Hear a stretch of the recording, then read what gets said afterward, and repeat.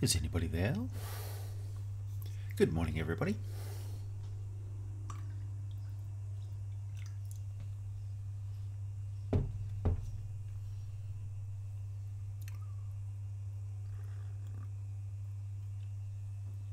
Hey, Dragon Lord, one of my most regular viewers. Nice to see you. What's up, Drifter? Hey, Cotton. Nice to see everybody. Okay, so we'll get the cheese part out of the way. I have a special... hey, Aaron. I've got a special thing to share with you. This here is a cheddar cheese. Oh, sorry, a feta cheese. That is still dripping brine. That I made myself over the weekend. So here's a taste test. Obviously it's briny, salty. It's quite firm. Crumbly.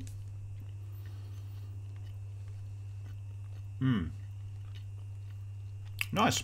Quite mild. Cheese Lord.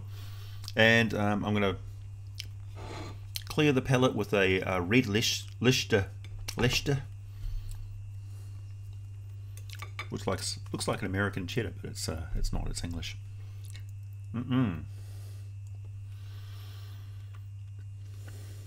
Morning, Don. Morning, White Watcher. Morning, Shice. Scott. Zomd. Logical Warlord. Stanchskate. Nice to see you. Linguistic Oversight.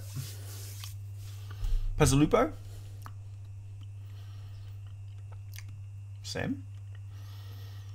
Any plan on making any more videos on Eberron? I'm starting a campaign there soon. Yes, I do.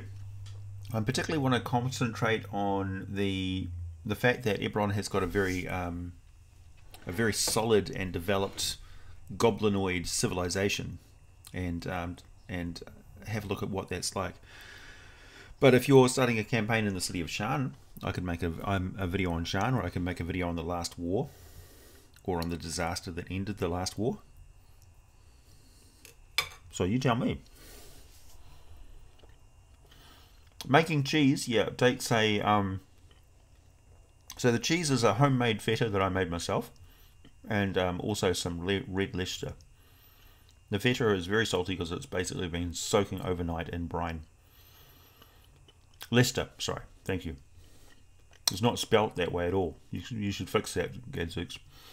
It's spelt Leicester, but it's actually Leicester. So essentially what you do is you heat up this. We were using unpasteurized milk, which means that it's still got all the bacteria and stuff from the cow in it.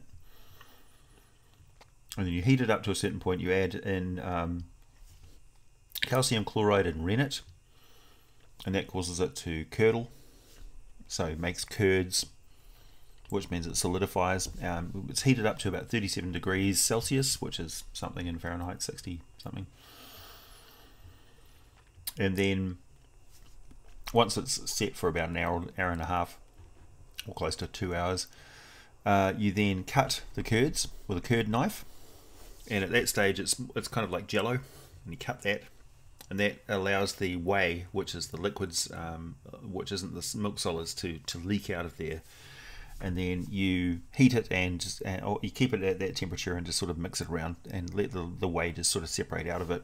And then you take it out of there and you squeeze it into molds, and then you put it into brine to make feta. And it needs to be in the brine for at least 4 hours or so, 4 or 5 hours. And then it'll stay good in that brine for about a month. What other prehistoric animals beside dinosaurs and D&D? Well, technically there's all sorts of stuff. So you can have the giant birds, raptor type birds, so axe beaks and things like that. And there's also the giant mammals like titanotheres and mammoths and that sort of stuff, as long as you could argue that dire animals are kind of like the cave versions of animals as well. So you have dire bears as like a cave bear. But a cave bear was a separate species from regular bears anyway.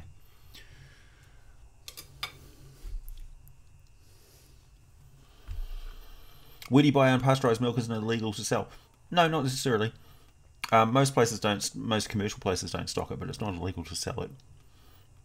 So you get it directly from farmers. We got ours from a place called Matamata.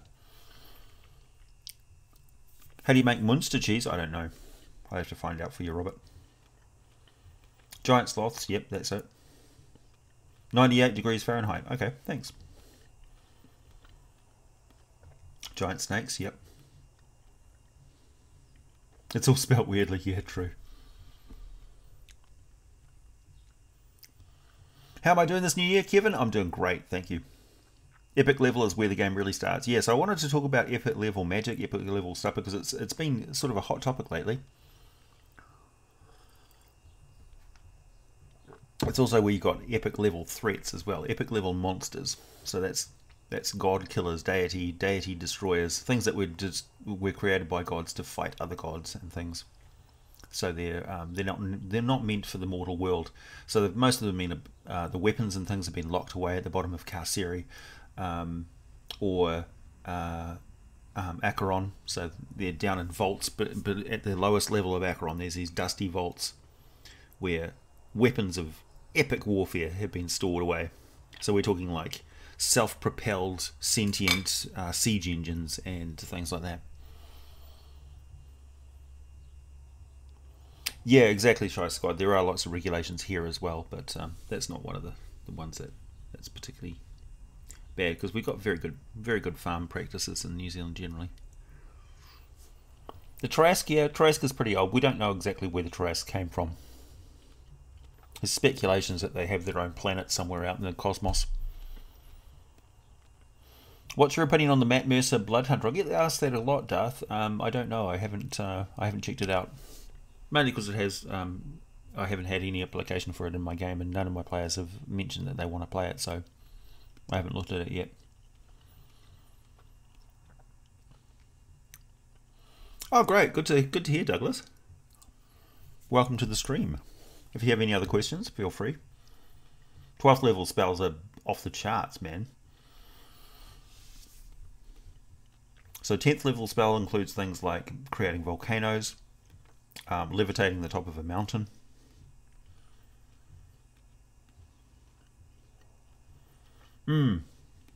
That's the sort of thing, Robert. Yeah, Kraken were created by gods for the Dawn War, so Kraken aren't a natural thing.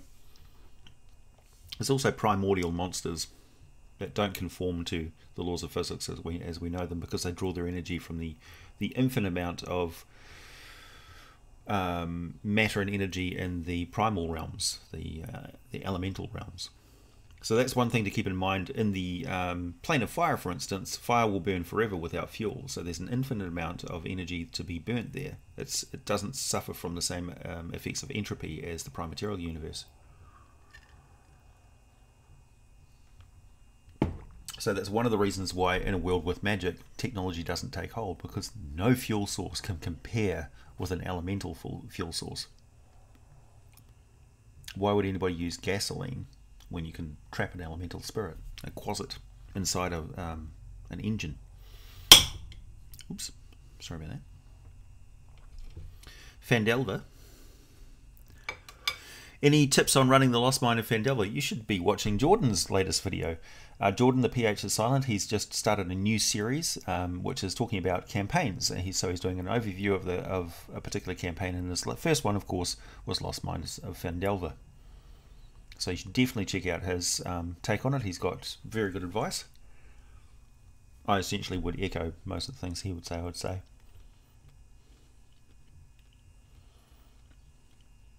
Do I stream around the same time every Saturday? Yep, exactly the same time, Amanda. If I'm not, I will warn you that I'm not. Elminster versus Drist. Elminster, obviously. Ice Age North America must have been wild, yeah.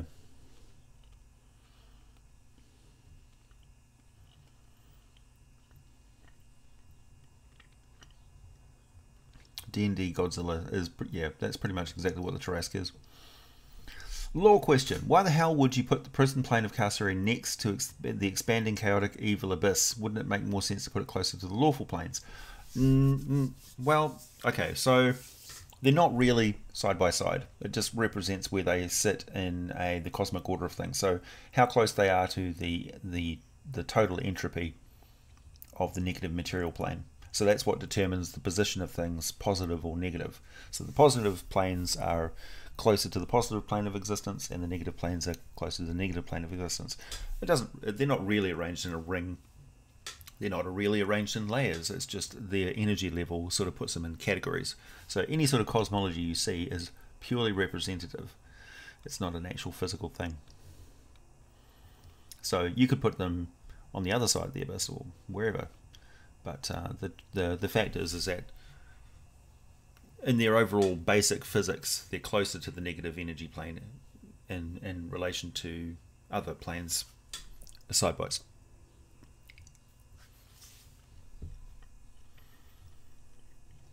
You love fighters, but sometimes find them shallow role-playing wise. Well, I suggest just read some more stories with famous fighters in them. Get a better perspective. Like Sparhawk, for instance, is a really great story about a kind of like a Knight Templar of a particular religious order, but he's not a spellcasting cleric or a paladin that can cast divine magic. He's a fighter, and that's a classic fantasy literature by David Eddings.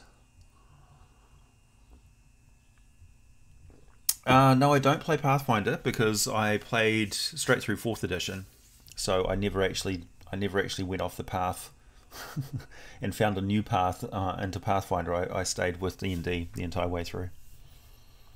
Pathfinder is great. The Galarian setting is fantastic. You'll hear me mention it often. I'll probably be covering some unique Pathfinder monsters in future as well, once I've completed the monster manual.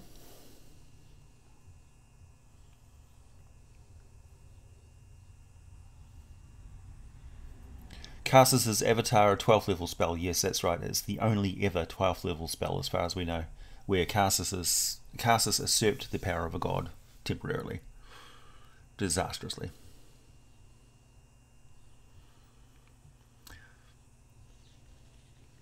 Quiet Gone Jim. Quiet Gone Jin, nice. I've become a fan of magic that looks like technology, something like what you would find in Ravnica. Exactly. What's the best pre-written campaigns and why is it? And why? What? What's the best pre-written campaigns and why is it Curse of Strahd? I would say that's definitely a matter of opinion and probably will start arguments. Curse of Strahd is good, but it's a different style of campaign to other styles, for sure. And old school campaigns are quite different from modern campaigns. For instance, they're quite often not as long and involved as the modern campaign books are. For instance, Dungeon of the Mad Mage, that'll take you a year to get through, easy.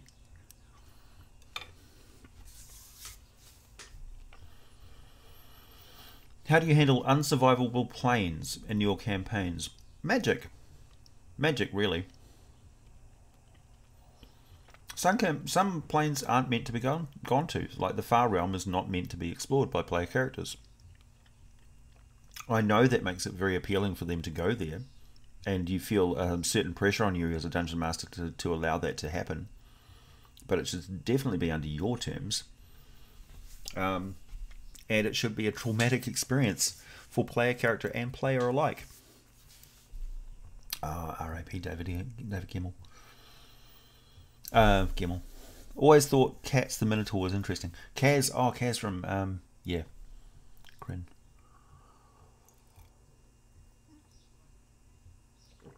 Yeah, I've read it. I think I've read a little bit of David Gemmell.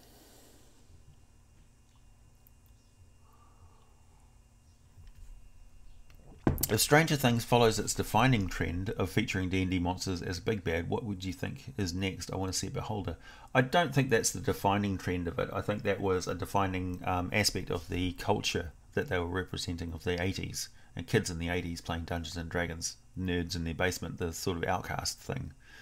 The fact that we seized upon it and Dungeons and Dragons, the fact that they were using Dungeons and Dragons terminology to describe a monster that they discovered in their life isn't surprising. But I don't think Dungeons and Dragons was really the point of that. I think it was a means to an end.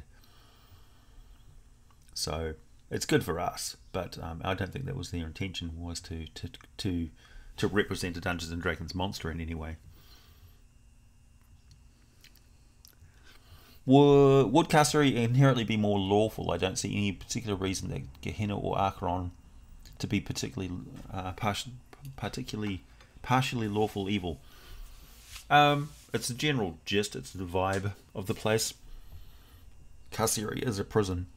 It was built that way. It's got layers like an onion. It's very hard to get out of once you get in there. Gehenna is just a nightmare plane that's very, very hostile to life.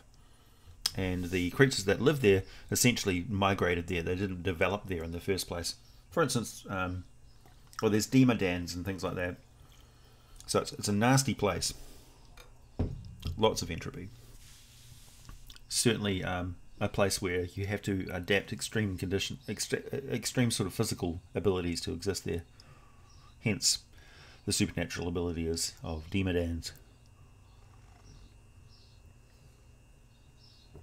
Yep, I've got a lot of experience with the. Have I seen Aquaman? Yeah, I really liked it.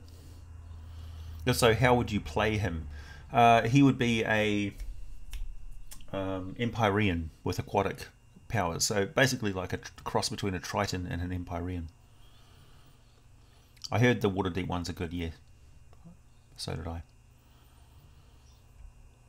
After completing an epic level adventure, how would a mortal handle the aftermath? I don't know. That's a very open question. Depends entirely on the what is the goal of the campaign. Is it a world-saving campaign, in which case they become the heroes of the world? They're the Flash Gordons. You know, they have bards sing songs about them. What next? Do they get singled out by entities that are vying for a position of godhood? That's a possibility.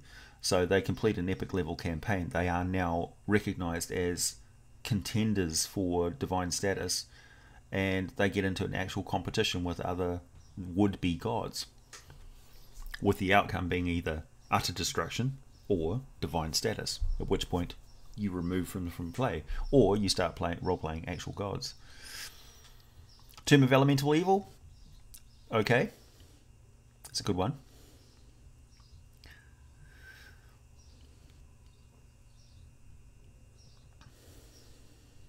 Helrua is a good transit point from the realms to Planescape. Yep. Don't forget, most like the Forgotten Realms, realm space is just sort of in a lull in regards to Spelljammer at the moment. But they do have a Spelljamming ship. We know this officially. But it's kind of been off the beaten track for a while. It's a Forgotten Realm. I would give a thumb to play a 5e adaptation of Dark Sun campaign 2 times a week forever. The Dark Sun novels were the first interesting family fantasy books I read as a kiddo ages ago. I kind of feel the same way about the Warlock of Firetop Mountain. Finding doppelgangers in forests and stuff as well for the next books.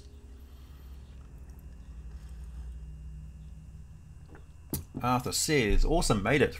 65-hour masonry excavation ploughing shoveling week, so I'm ready to unwind with some cheese slurping and magical lore. Good. Well, you've come to the right place. What am I eating? I'm eating feta cheese that I made myself over the weekend.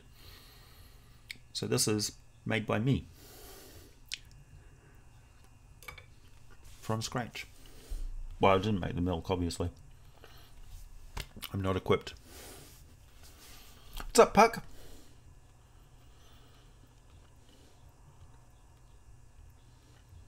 Yeah, you don't want to go to the Far Realm. It's not pleasant.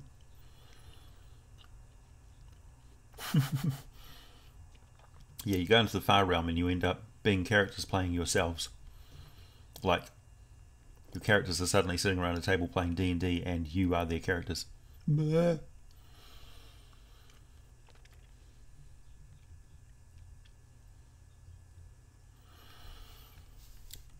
Action is better than R.A. Salvatore, and the not as deep as R.R. Martin. Okay. Go get some tea. Oh, I've got a coffee, thanks, White Watcher. Cheers, though. You would pay good money for a novel that tells how the story of how Elminster is always saving Volofant from the reckless adventures, and then Volo meets the dragon Falgolos. Yeah.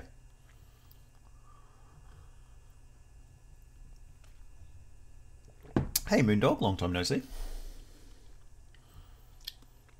12th level spells, the Sphere of Creation spell AO used to make the realms, which is my opinion, including Greyhawk, Kryn, Ravenloft, and all the associated planes of Forgotten Realms. So DMs only, yeah, absolutely. So 12th level spells is reality shaping spells. It's the sort of thing that major gods and primordials use. You're off to play some League of Legends. Lovely stream. Have a good one, Qui-Gon Jinn. Am I going to make a video about the Tartarian dragon? Yes, I absolutely am. It's on my list of things to do. How would you kill the spirit of a high tier enemy who tends to swap bodies regularly? Put them in a body they can't escape. Subject them to some sort of imprisonment spell is a good one. Yuan-ti basically plot to take over the world once again. They were once in charge of the world, so they took over from the Saruk Empire, and their domain quickly fragmented though, because there was too many diverse and strong-willed species that were under the thumb of the Saruk, and the Saruk just abandoned the world. So Yuan-ti are emotionless, methodical, cruel, evil, calculating, and inexorable. But they also are part of a failing empire that has lost a lot of its cohesion, its numbers. They've lost artifacts, they've lost rituals, and things like that. So they may actually be completely waning and on the way out, just sustained by a few immortals who still remember the old ways. And of course, Naga remember the old emperor as well, because they're immortal, so quite a few of them were alive back then. So you could get involved with Yuan-ti who are waking up Naga in an area who have been slumbering for centuries, just to get information from the Naga, but the Naga are obviously enemies of the Yuan-ti, and the other mortal creatures will get caught in the crossfire. So at the heart of all drama is conflict. So if you figure out what the conflict is, your plots will follow. They'll flow. You really want Spelljammer to be a thing again? Well, it is. Spelljammer is 5th edition. It's Spelljammer and Planescape built into it. It doesn't have to be a separate entity. They've interspersed it. Mordenkainen's Tome of Foes has a good mention about Spelljammer and spelljamming ships of the Githyanki, Githzerai. Soldier, yeah. It's a spell in 5th edition. Imprisonment, I think. That's basically the same as Soldier with a little bit of tweaking. Do you think a Mind Flayer could be a playable race? Yeah, in an evil campaign. Mind Flayers, don't forget, are vassals of the Elder Brain, and the Elder Brain is an evil entity that's hell-bent on dominance. Hey Fiona, nice to see you. Hey Greenscythe. Hey Golden, is there anything that prevents a single person from mastering magic, key, and psychic power? Nope. What did I miss? Cheese. We're talking about the homemade feta cheese that I made just a day ago. So this is brand new, very salty, briny feta cheese that I made myself. And I'm also eating some Leicester cheese, kind of to clear my palate of all the salt. The League of Universal Solvent. Howdy, Marcelia. You want Cyanox to be a thing? It already is. It's basically represented by magic. So the Coatl video is a perfect example of that. You don't need a separate psionic system. I'd even argue that you don't need key. If a mystic were to counter a Mind Flayer's psychic scream with an equally powerful or stronger one, how would the Mind Flayer respond to such a situation? It would back off and send in minions to kill the mystic. Golems and things like that that are resistant to magical effects, because they are very smart. How would you arc a typical campaign? Mini arcs every 5 levels, mini arcs every 3 levels. How high a level? I don't structure it that way. My campaigns are very organic, very off the cuff, very sandboxy. So I know what's generally going to unfold over the next few episodes of a session, but I'm always ready for the players to go off on a tangent, jump through a portal, kill an important NPC, just simply refuse to follow an unproductive plot thread. You never know what's going to happen. So I don't plan a campaign like that. What's my favourite Lady of Pain theory? Probably the one where she's an aspect of Ao and Tharizdun. So she's the neutral aspect of the greater deity that created realm space and various other planes of existence.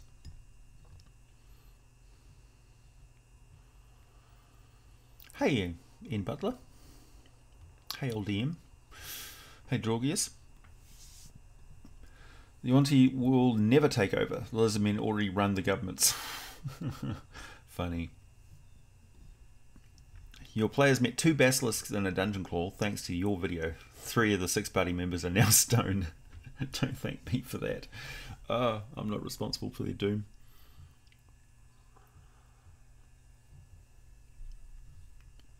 Is there an actual use for money in 5th edition? Like, what can you actually do with 500,000 gold pieces? Well, first of all, it costs that much to build a castle. So one of the ideas behind accruing lots of wealth and levels as a player character is to actually become a defender of your species, like civilization. Because why do you adventure out into the wilderness anyway without the idea of having an impact on the world that your character is in? You're not simply just taking money and spending it on stuff for your character's own gratification. And even that has an effect. Once you get to that level of wealth, it has a serious effect on your community. If you go into a town, for instance, and buy up a bunch of magical items, those magical items could have been there for years. Nobody can afford a 50,000 gold piece sword. Why would they need one? And if your character is suddenly dumping a whole heap of money and buying all these magical items, trading for more, it has a serious effect on the economy of your world.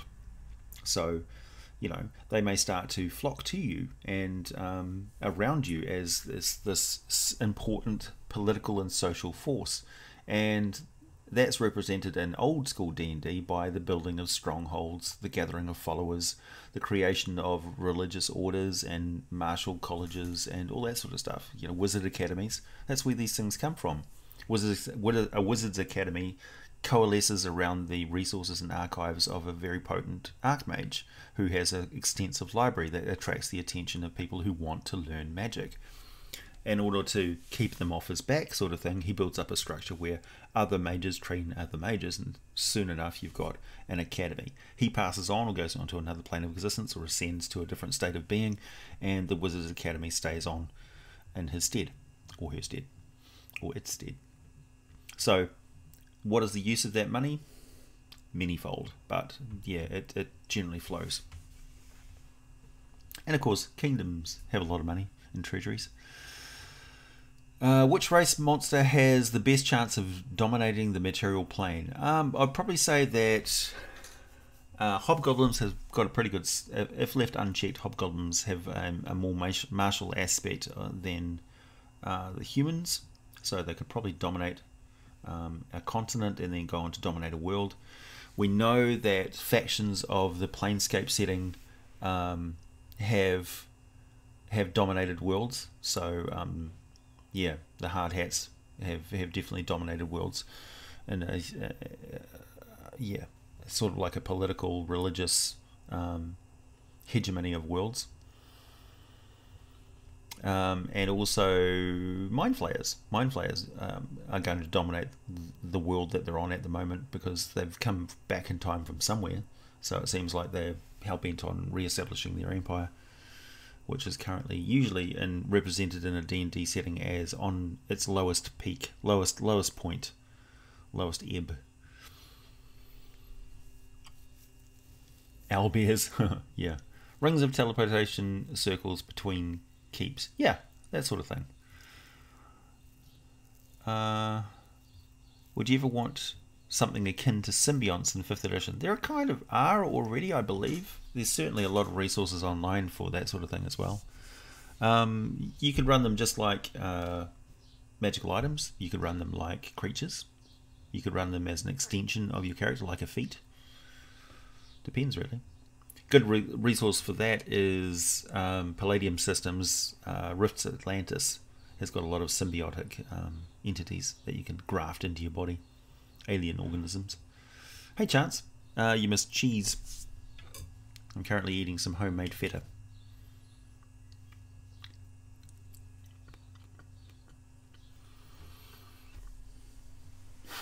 Yeah.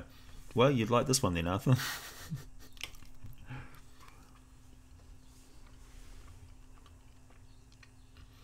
Would the Yuan-Ti be willing to work with non-reptilian races? Oh yeah, they'll make alliances with anybody, but they'll double-cross them cold-bloodedly at the first opportunity. They have no loyalty to anyone, including themselves. They're emotionless, so they don't get empathy. Everything is calculated, so if it's in their best interest, they do the calculation, the sum, and go, okay, the outcome for me is better. Then they will follow that path. 100%. If the elder brain gets a migraine, does the entire hive mind get a migraine?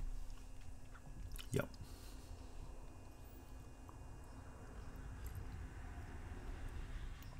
Have I ever played an evil campaign? Absolutely.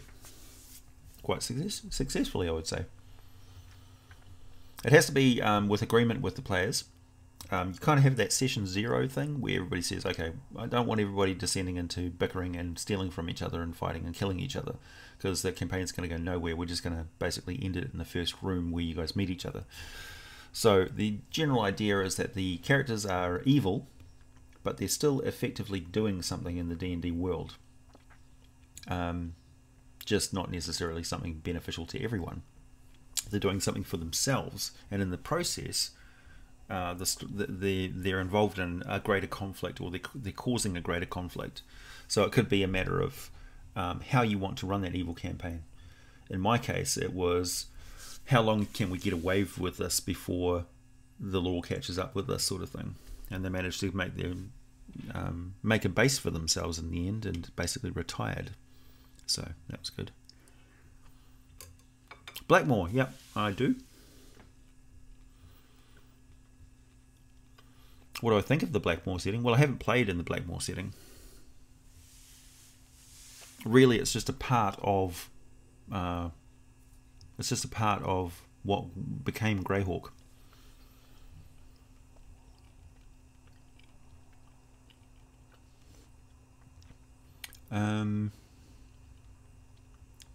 Thanks, Ted Zegling.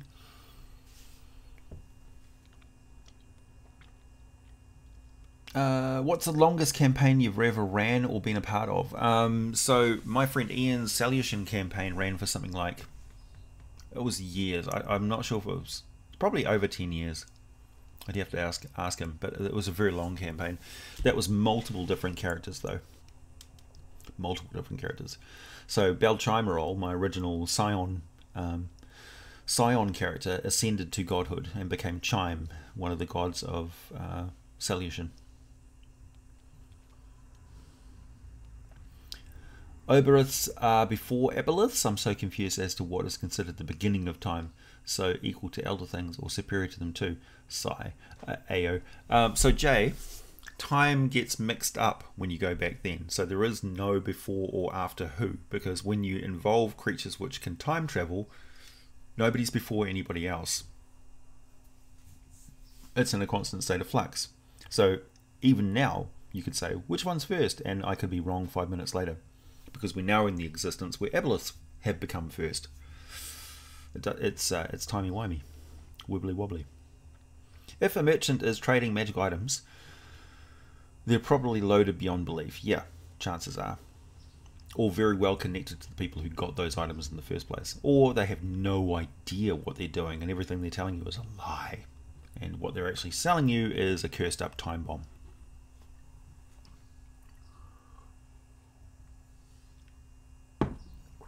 Oh, I stabbed myself in the face with my little cheese knife.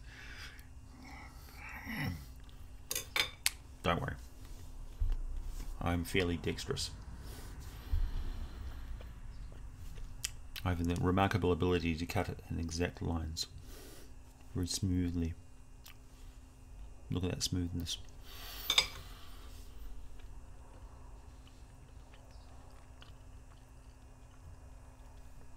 Yeah. I've actually got a little scar right there from a bit of plastic that went straight through my lip and lodged between my teeth and my gum when I was a kid. It makes a little half moon symbol.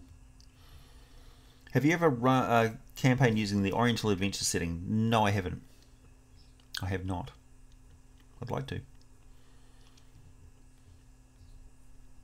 Should a player's alignment be determined by their actions, or their actions determined by their alignment? That's a good question. First of all, you want to ask your players whether they actually want to play within the restrictions of an alignment, because quite often experienced players don't need that sort of system.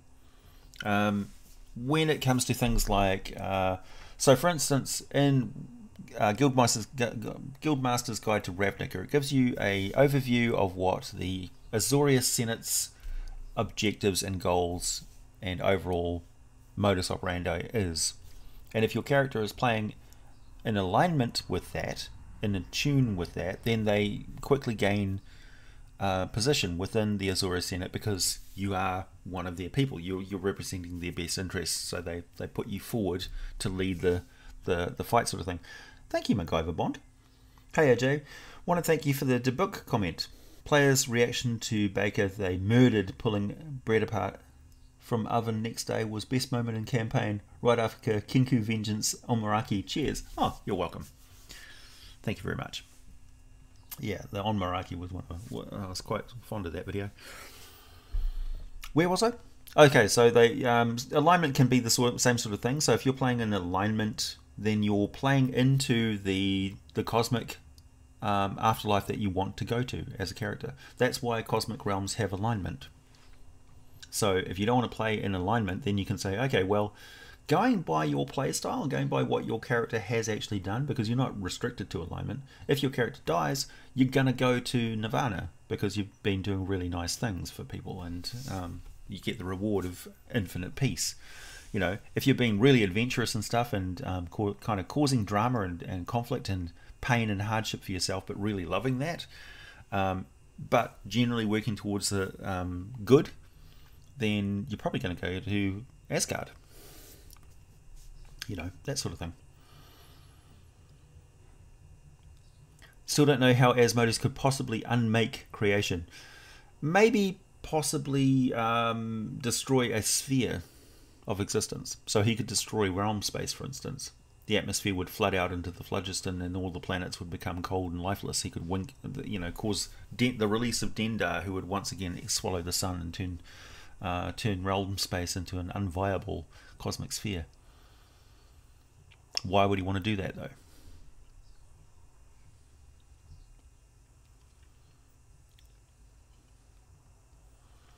So AO created all the living things in realm space. He didn't create everything on Greyhawk. He didn't create everything in Athos. He didn't create everything in Kryn.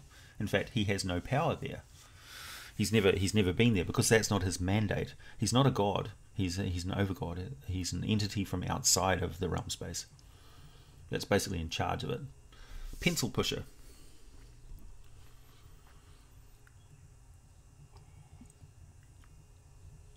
The Yuan-Ti don't worship gods. They don't have a religion per se. They appease and demand of their gods as if their gods were entities. So they actually demand service from their gods. Like, we're responsible for your existence and your continued power, so you owe us. That's what their attitude is.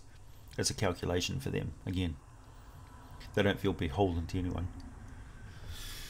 Oops, I missed a question there. What are my top 5 favorite polearms?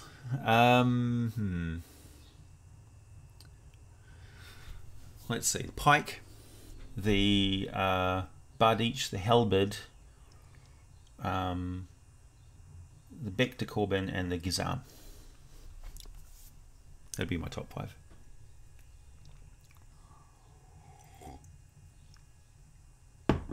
Can't beat a good pike. See you later, White Watcher. Thanks again for that donation, MacGyver Bond. Just a reminder to everybody, this is the Greed Dragon will remind you that this is a monetized super chat thing. So every dollar donated will extend the chat for 10 minutes. Oh, sorry, 1 minute. So MacGyver donated 10 minutes to you all. And we're coming up on 11:42, so in my time. What's my favourite fantasy series, AJ? What do you mean, like books, novels, TV shows? How often do kobolds actually serve metallic dragons? All the time. So kobolds serve all dragons, not just evil dragons. And the dragons don't see kobolds as evil, much like we don't see fairies as automatically evil.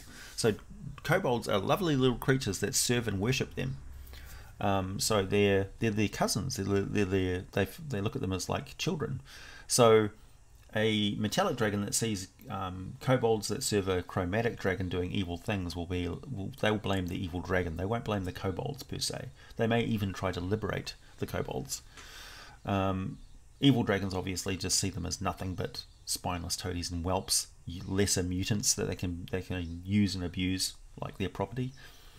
But even if a kobold under the services of a gold dragon, for instance, is less than polite to some visiting mammals, that's just because that's how they behave to mammals. They don't behave that way to other draconic beings. So from the draconic perspective, kobolds are good. From the non-draconic perspective, kobolds are more often evil. Rex does great work, that's true, he does. I wish he put videos out more often. I really enjoy his videos. His production quality on his videos is fantastic. So you should definitely check out Mr. Rex, Forgotten Realms History and Forgotten Realms Explained.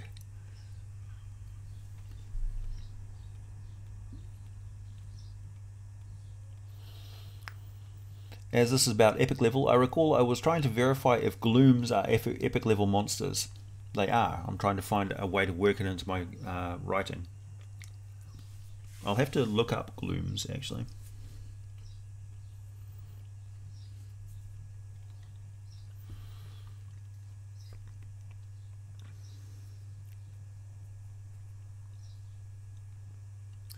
Oh, you fell and punched a tooth through your lip. Yeah, that hurts.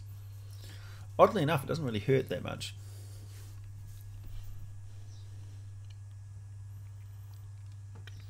One way I like to portray magical item merchants is to have them as guild merchants. For example, for simple enchantments or former adventurers retired or on their last journey.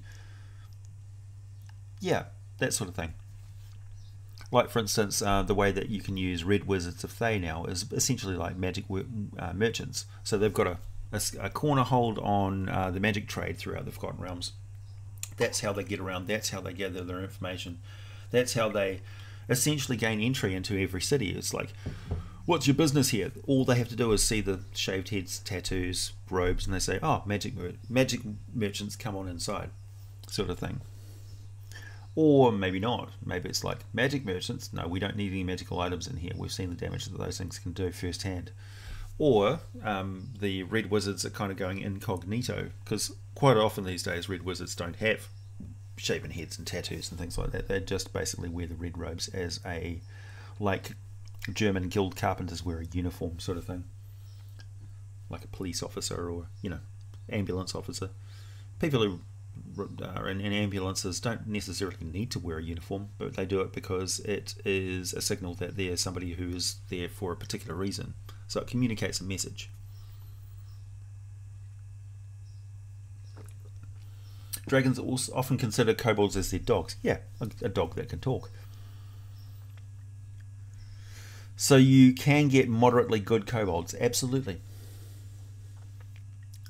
Do kobolds serve Dragonborn? Yeah, they will serve any draconic race.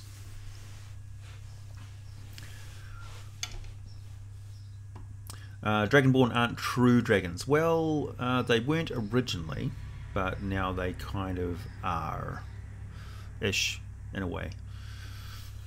They can unlock more of their draconic heritage. So Dragonborn, in the past, could use a racial feat to grow wings, for instance.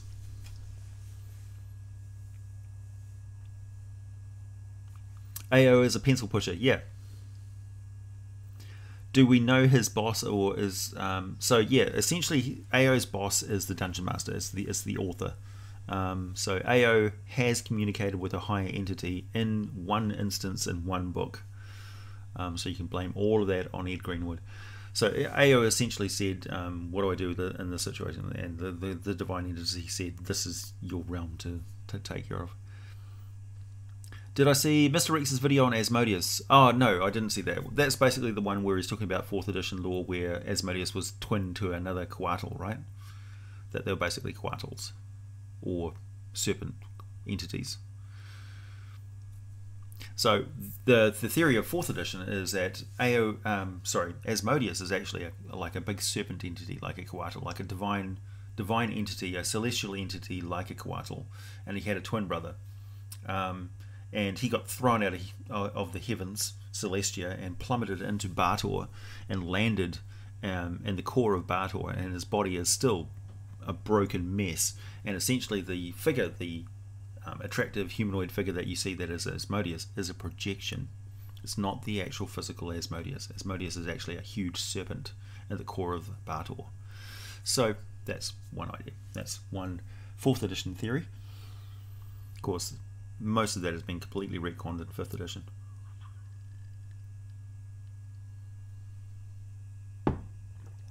Can you think of any serpentine races that aren't Yuan-Ti or the creator race? Yeah, absolutely.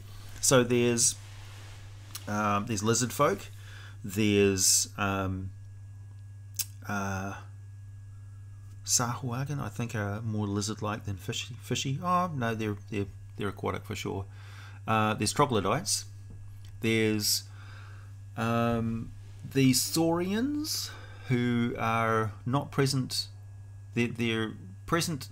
Like Dragonbait is a Saurian who is present. He's like an alien entity that's obviously come from another plane of existence, but he's part of Forgotten Realms in the computer game lore anyway. And there's a few others for sure. So yeah. Yeah, PayPal's definitely available. You need a credit card for PayPal anyway, don't you? Or can you just hook it up to your bank account? I'm not entirely sure. Locke Barracks is definitely good, yeah.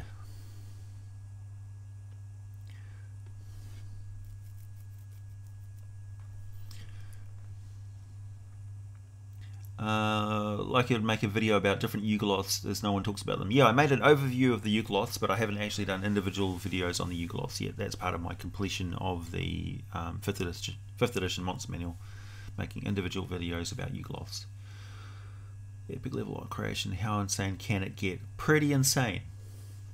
So you can basically create technological items like a computer or a teleporter or an all-terrain vehicle or some, like a Stargate portal, for instance, would be an epic level artifact created.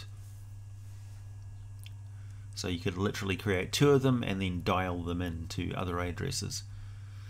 Favorite fantasy novel? Magician by Raymond E. Feist. Northern Gun. Nice.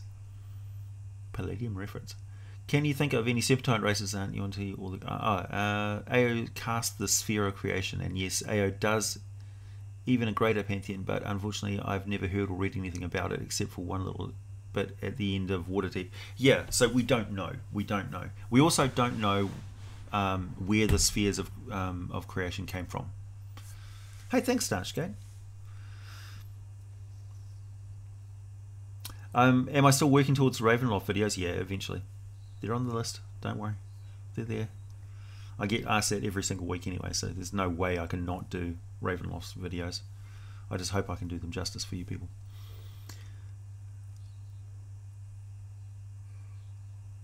Since neolithids are technically still mind flayer tadpoles, could an especially evil and very, very insane villain make a neolithid go into ceremorphosis with a massive creature like the Trask? No. That's like asking somebody to go through puberty twice, so they can't do it again. Or like trying to get a butterfly to turn back into a caterpillar and then back into a butterfly again. It just doesn't happen. They're not, yeah.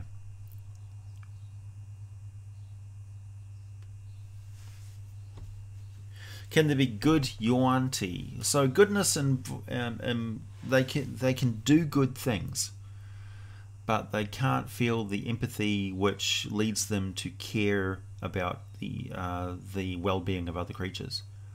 So therefore, their intention is not good. Their intention is always selfish, self-serving, logical, calculated. So they don't feel happy or sad, Vulcans sort of thing. So they may understand, due to upbringing or something like that, that the well-being of the other creatures benefits them better in the long term. So if they understood that, then they would act in a way that emulated being good, but they don't actually feel the need to do good. How long till the Hippogriff or Mounts video? So I'm currently on Cyclops is my next video, so I'm on C.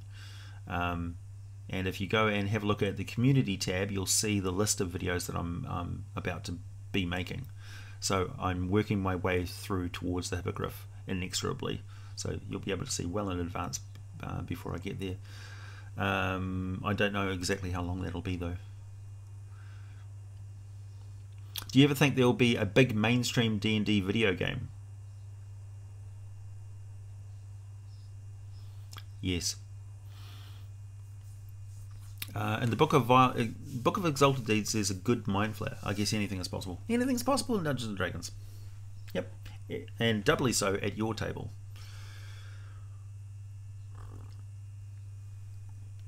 How long is the stream? Usually it goes for an hour.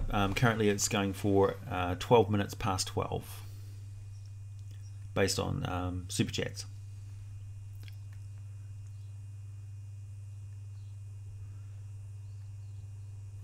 Are there any deities or deity level creatures in Hades? I would have to look that up for you. I'm pretty sure there are. Would you do any Palladium lore?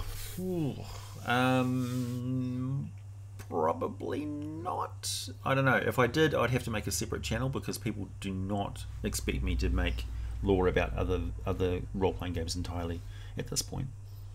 It would be too much of a disconnect for people.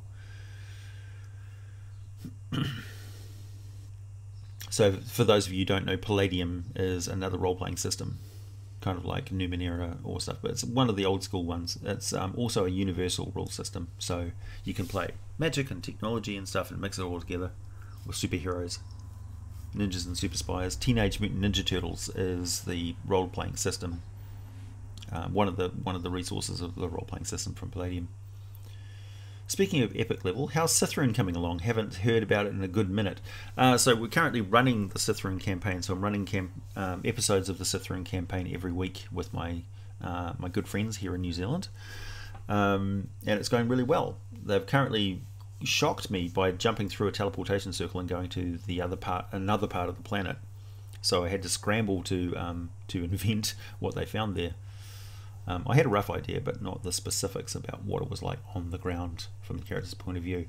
But it turns out that Sithrin is a very alive, rich planet with tons of biodiversity that starts from the ground level with, like, for instance, where they are right now is an arid landscape, but just under the surface are these hives of grubs and queens that collect water oh, thanks, Robert. Robert Wilson says, AJ, I haven't had a chance to check it, but I want to bring up that the Mero is from Irish mythology and St. Patrick's Day is coming up a couple of months away. Thank you. That's good to know. Also, I haven't done a video on leprechauns. Aye. So that might be on the list. Just a heads up. So yeah, Cythrian is it's in progress. Let's see. Do you have any info on a Lithid brain planet that was in Spelljammer in the 2nd edition? No, I'll have to look that up for you. I haven't read that bit yet. AJ is so out of the box. I would like to think that there's a galactic pantheon out there that just hasn't been sussed out yet. Yeah, exactly. I think so. Any videos on a bear? Probably. A bear is kind of like under the radar for most people who didn't play 4th edition, for instance, or the Time of Troubles. Essentially, a bear is the sister planet of Toril. I've talked about it before, where essentially AO just split it off from Toril and said, look, primordials, stop trying to destroy the world again, and reduce the gods' playthings to rubble like you used. You know, basically, they're playing on the sandcastle. You want to keep using the sandbox to build and destroy sandcastles. You don't care what lives or die on it. So here's another planet that you can use. So it's got primordial creatures, it's got primordial gods, and it's got dragonborn and stuff like that who are in touch with their primordial nature, Genasi and that sort of thing. So yeah, it's there.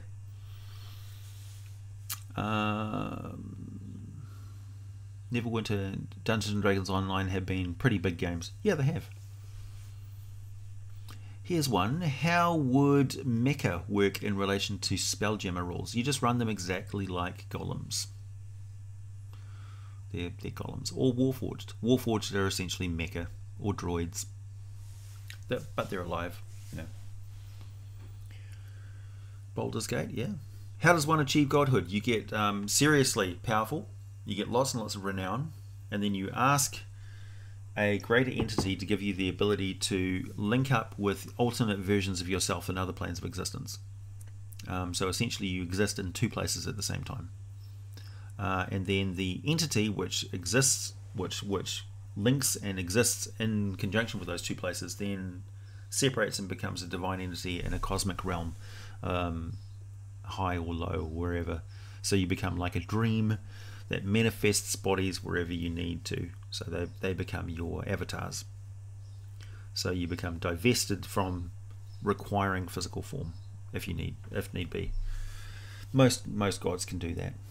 Seems like a prerequisite, but you need the assistance of a greater entity in order to enable you to do that. Otherwise, it would drive you insane and turn you into a mutant.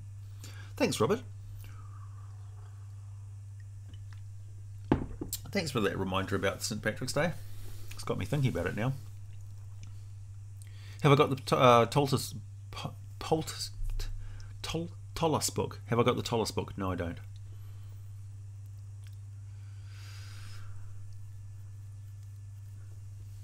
Yeah, you can also kill a god and steal their portfolio. But even then, that doesn't guarantee you that AO is going to send you to godhood, at least in Forgotten Realms. It may be an easier process of becoming a god somewhere else.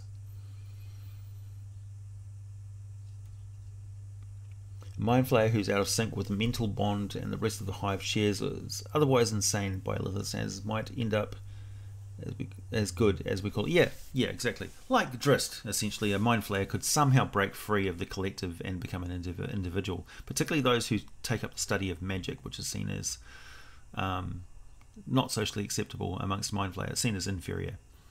So those who take up the study of magic quite often separate themselves from the Mind Flayer collective or the influence of the Elder Brain. Essentially, imagine essentially just switching off your internet and saying, "Look, I'm not going to be online anymore. I don't want to do it." Does that automatically make you good? No. But it may be a symptom of you trying to take a step in the right direction. It's like if you're sort of like, I want to go out and help people, so I'm not going to be online all the time. So you switch off your computer and walk away. You're doing that because you were already good.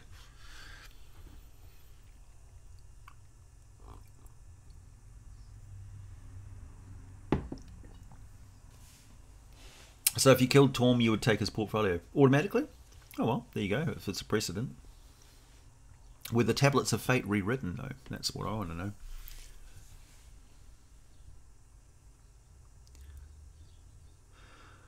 No problem, Juicy. RPG Papercrafts, hello. I'm familiar with your work. There is a reason why I'm called the Mighty Glue Stick. The Moon Saloon also has its own ecosystem and wildlife, right? Yep, they do. Any chance for a lore video on that? Yep, that would be part of the Spelljammer series of videos. So also Saloon's tiers, the moons, the different planets in the Taurelian sphere, the star system. What's your favorite epic level class or prestige class? Planeswalking type ones, the ones which allow you to go from place to place. So I was always ready. I was always primed for Magic the Gathering to include the Planeswalkers and Dungeons and Dragons. So essentially Jace would be my ideal character for an epic level D&D game. That would be my jam. I'd play Jace. What's not to like about playing Jace? Look up Chim and Total Summoning for info on becoming divine. Okay.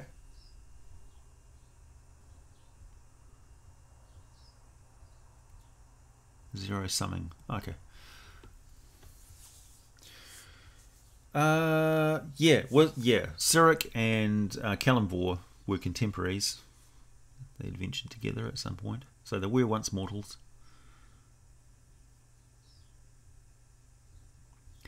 Is a greater divine being giving you a divine spark? Is the greater deity giving you a divine spark, or is that not necessary to become a god? The divine spark, I mean. So yeah, it depends what rule system you're using, or what setting you're using. Sorry. And as I said, AO, generally speaking, can say no. He has veto on who can become gods or not in Toril and realm space. I'm not sure how that would work in Forgotten Realms, in Greyhawk, for instance.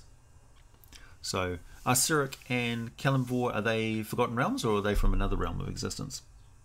Are they Greyhawk? You tell me. So it may explain why they can just kill somebody and take their stuff.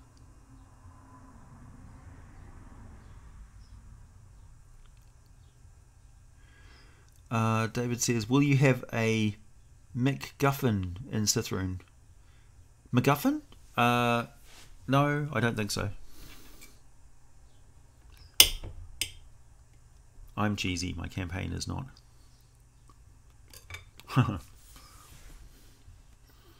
What do you think of the fairy dragon? I like them. I think they're cute. Can I explain the creature Elhoon and how they are created? Well, that's basically mind flayers who use magic. An Elhoon. Am I calling you a mind flayer? Never.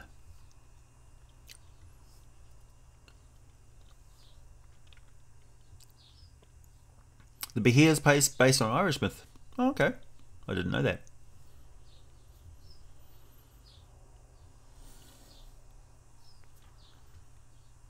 Cyric is Forgotten Realms? Well, there you go. So obviously, yeah, AO is really neutral. Like, you killed another god. What? The god of what? God of murder? Well, yeah, okay, you can be the god of murder. It fits.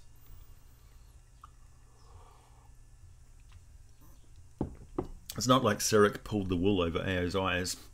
I know AO wasn't aware of who was being elevated to that position. So AO doesn't fall on the side of good or evil. It's neutral. It's a neutral entity.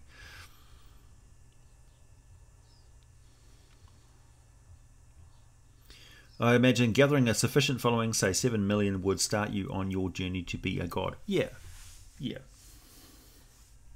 Yep. What could a player do with the books of keeping? Oh, I don't know. I'd have to look them up. Well, friends, it's time for the end of stream wrap up. We've got a few minutes to talk about stuff. So as I said, we're going to be finishing off the monster manual pretty soon, but I still have after that the Creature Codex. Massive wad of monsters. I've got, let's see, the Tome of Horrors. Another fairly massive amount of creatures. I've got Volo's Guide to Monsters, Mordenkainen's Tome of Foes. I've got the Tome of Beasts. Another massive volume of monsters. And Dungeon of the Mad Mage, I think might have some unique stuff. And definitely Guildmaster's Guide to Ravnica. And also the entire game of Magic the Gathering has tons and tons of creatures. Like Thralls, for instance. Saprolings. Elementals. All that sort of stuff that I can bring to you. So, yeah. Definitely going to be a lot of stuff coming up in the future. Thank you very much, everybody, for tuning in. Thank you very much for all of your answers. And remarkably on-topic stream, this one. We managed to cover cheese. We managed to talk about epic level stuff pretty much all the way through. So, thank you very much. It was a very good stream. I enjoyed it. And I will say, catch you later. I'm off to make another video on the Cyclops. And I'll be back again same time next week, Saturday, for another live stream. So, yeah. The dragon moved back and forth, did it? Excited dragon. Happy dragon. Okay. Catch you later, everybody. When's episode 10? Pretty soon, actually. I've got the recording, so I've just got to edit it and put it up, Kadzooks. Thanks for asking. Awesome. See you.